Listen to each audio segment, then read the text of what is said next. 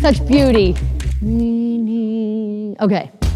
Let's talk a little bit about what a typical training session at S2 Breakthrough really looks like, and why it often doesn't match other training sessions or the more traditional approach to pitching training sessions. And maybe sometimes why I even get questions about, okay, she's used to doing this and she's afraid to do a different approach or something that looks new.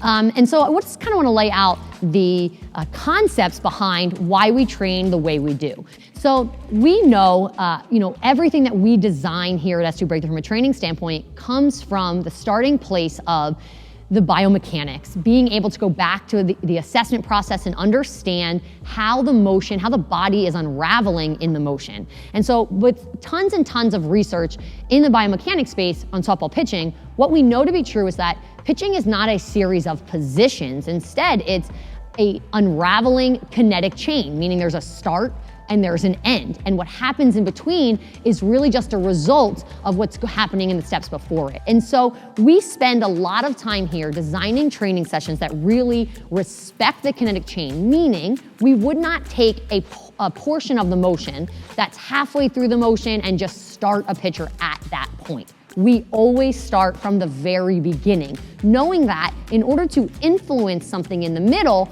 we have to make sure that we're creating something better up front in the motion. In addition to that, when we design drills here at S2 Breakthrough, we make sure it matches what's actually happening in the pitching motions. What we're trying to do is make sure that the brain is communicating to the body exactly what movements it needs to tap into. So I don't want to design a drill that doesn't actually happen in the motion and then expect the brain to go into the full pitching motion and tap into sort of a pathway, if you will, or tap into something that it never really rehearsed. And so everything has to match the pitching motion, and it starts in the beginning in order to really respect the kinetic chain. So as a result of that, the way training sessions look at S2 Breakthrough is that we start with what I usually call like trunk or movement prep. This is the time where we design drills or movements that are the pitchers do not have a ball in their hand, they're not concerned with what's happening with the arm, and they're simply starting with the root of the motion, which is trunk stability and trunk control. We'll start with things with just understanding how to create load in the backside of the body. So we'll do things like have a staggered hinge, where we're a little bit more of a staggered stance like we would be on the pitching rubber, and we're learning how to load the posterior side of the body and to create stretch and tension, specifically through like the dominant side glute and hip.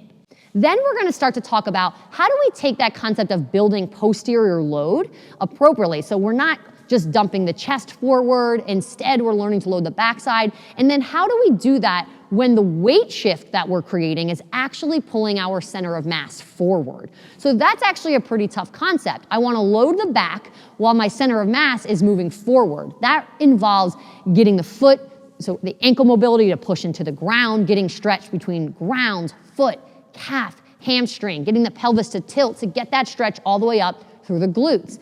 And so in order to do that, we'll do drills where we're just, again, working on the posterior load concept, and then we're going to progress into pairing it with that weight shift. I often ask athletes then, when you get to the end of that weight shift, what you want to feel is that you're putting your max tension into the ground while also maximizing stretch or tension all the way up that dominant side, foot, calf, hamstring, glute. That is what we're going for. In pitching, I think this is the part that's often misunderstood. We like to attack problems in the middle and the end of the motion, but the root of about, I would say 80 to 90% of the challenges, the root is actually in this phase right here, in the load phase.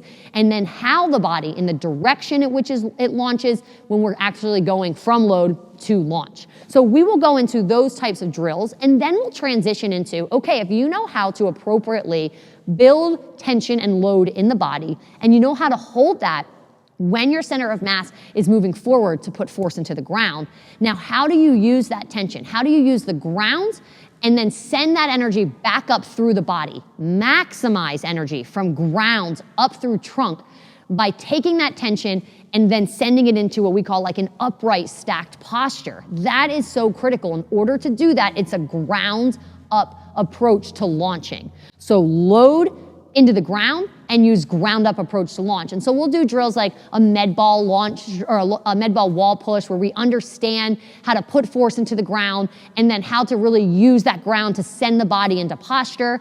And then move on to things what I call like a goblet launch, where we actually give the pitcher the full freedom to get all the way out, hands extended into launch. This is the time frame. You have to use the ground to posture up in this time frame, or compensations are going to start to enter into the motion. And so starting with this concept of how we load and how we transition to launch automatically really solves a ton of issues. And so movement prep or trunk prep is about isolating that part of the motion and that segment of the body and really getting athletes to understand, forget things like task and target and arm action, focus on trunk, feel what it's like to create tension, feel what it's like to really create the stability where we need it.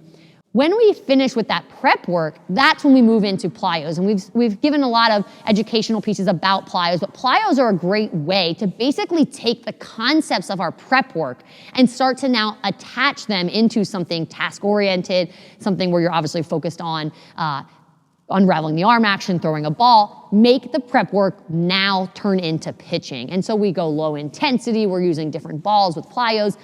It's really about constantly trying to pull the work from the prep, the trunk movements, all the way up into the pitching motion, starting from low to high intensity. So absolutely, the number one focus that we have here is in the beginning part of the motion as a way to influence how we hold posture throughout the motion, how well we're able to rotate within the motion, not only in our initial rotation, but back toward the target, and how ultimately to make the trunk do its maximum job, keep maximum energy inside the system to allow the arm to simply do its own job.